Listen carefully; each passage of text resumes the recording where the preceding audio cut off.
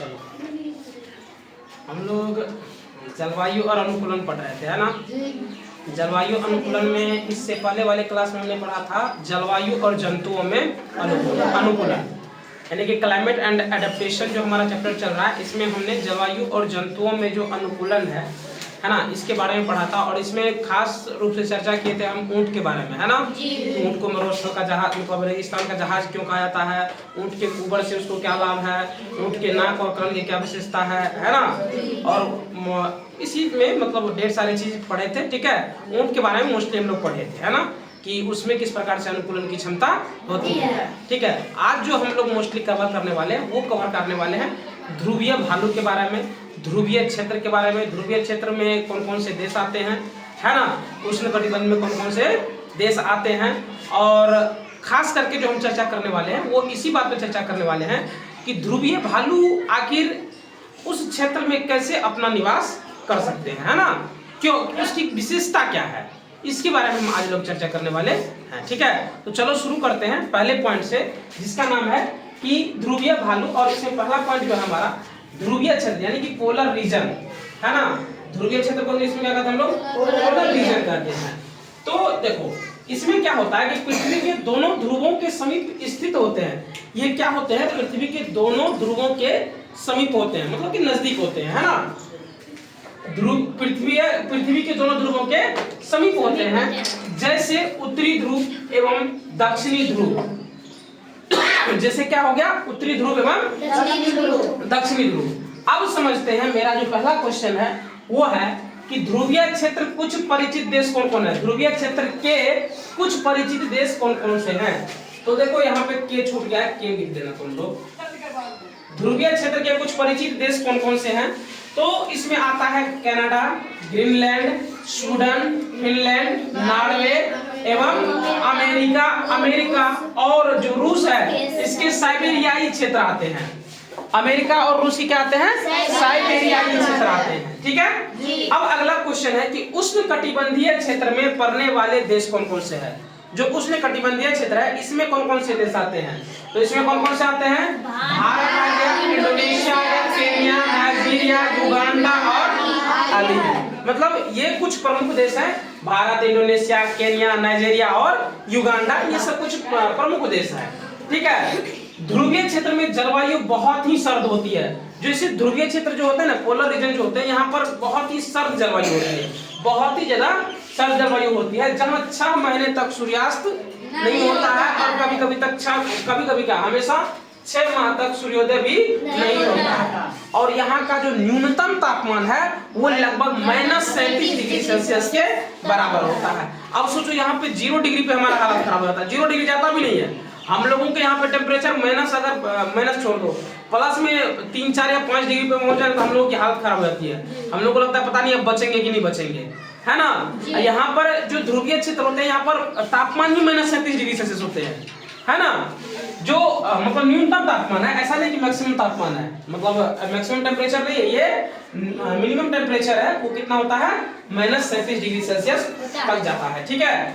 अब देखो ध्रुवीय भालू में अनुकूलन क्षमता, ध्रुवीय भालू में अनुकूलन क्षमता क्यों होता है और इसकी विशेषता क्या है, इसी के बारे में हम लोग आज मोस्टली बोले तो चर्चा करेंगे, तो इसी के बारे में समझते हैं। तो जो इसकी त्वचा के नीचे वसा की एक परत होती है, जो ध्रुवीय भालू होता है ना, उसके त्वचा किसको कहते हैं, जो ये हमारा स्किन है, चमड़ी, इसके नीचे क्या होती है, वसा की एक परत होती है। इसका शरीर शीत रोधित होता है। अब देखो क्या है, पहले सबसे पहले इसके त्वचा के नीचे क्या होता है, वसा का परत होता है, और उसके नीचे क्या होता है, इसका शरीर क्या होता है, शीत रोधित होता है ना। जो इसका शरीर होता है वो क्या होता है, शीत रोधित होता है, ठीक है। अब क्या होता है, और इसे गर्म रखता है, और यही सब चीज को क्या करता है, गर्म रखता है। शरीर पर बालों की 2 मोटी परतें होती है। जो ध्रुवीय भालू है ना, उसके शरीर पर जो है 2 मोटे बालों की परत होती है, ठीक है ना। सूंघने की शक्ति, यानी कि घ्राण शक्ति जिसको हम लोग बोलते हैं, यह भालू को अपने शिकार को ढूंढने और पकड़ने में सहायता करती है। जो इसके सूंघने की शक्ति है ना, वो इसको अपने शिकार को ढूंढने में और सूंघने में क्या करती है, मदद करती है। सूंघने की शक्ति को हम लोग घ्राण शक्ति भी कहते हैं, क्या कहते हैं, घ्राण शक्ति भी कहते हैं, ठीक है। अब अगला है सफेद बालों के कारण सफेद वर्ग की पृष्ठभूमि पर यह आसानी से दिखाई नहीं देता है। अब क्या होता है, क्योंकि इसके बाल सफेद होते हैं इसलिए ये यहाँ पर जल्दी दिखाई नहीं दे पड़ते हैं। जैसे मान लो कि बर्फ, एकदम बर्फ से ढका हुआ क्षेत्र है कोई, वहां पर कोई उजला चादर ओढ़ करके बैठा हुआ हो, क्या तुमको दिखाई देगा? तो सेम उसी प्रकार से तुम समझो कि जो इनका जो मतलब बालों का परत होता है ना, वो बिल्कुल उजला होता है, जिसके वजह से क्या होता है कि ये मतलब उस क्षेत्र में दिखाई जल्दी नहीं देते हैं और अपने शिकार को आसानी से पकड़ लेते हैं।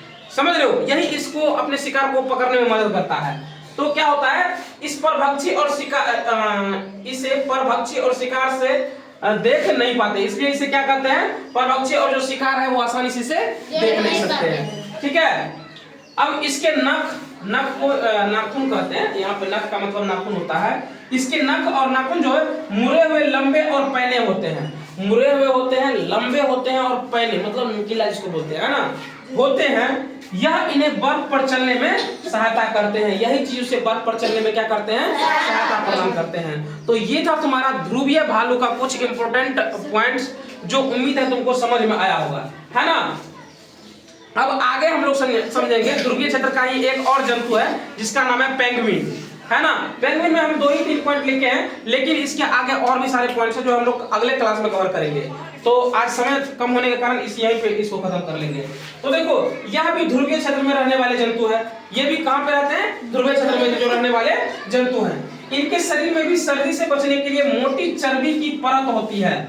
इसके शरीर में भी क्या होती है, मतलब सर्दी से बचने के लिए चर्बी की जो है मोटी परत होती है। और ये एक अच्छे तैराक भी है। और क्या है, ये एक अच्छे तैराक भी है। तैरने के लिए पैरों में जाल जैसी बनी होती है। इसको तैरने के लिए पैरों में जो है उसको क्या होती है, जाल जैसी संरचना बनी होती है, जो इसे तैरने में क्या करती है, मदद करती है या सहायता करती है। इस क्षेत्र में रहने वाले कुछ प्राणी और कौन कौन से हैं, मछली हो गया, कस्तूरी मृग हो गया, रेनडियर हो गया, लोमड़ी हो गया, सील हो गया, व्हेल हो गया इत्यादि। ये सारे जीव जंतु, ये सारे जंतु कहाँ पे रहने वाले हैं, ध्रुवीय क्षेत्र में रहने वाले जंतु है। उम्मीद है तुम लोगों को ये पूरा मतलब पूरा जो ये चैप्टर है ये समझ में आया होगा। अगले क्लास में ये हमारा लास्ट, इसका जो है लास्ट क्लास होगा, ठीक है। उसके बाद हम इसका अभ्यास करने की कोशिश करेंगे।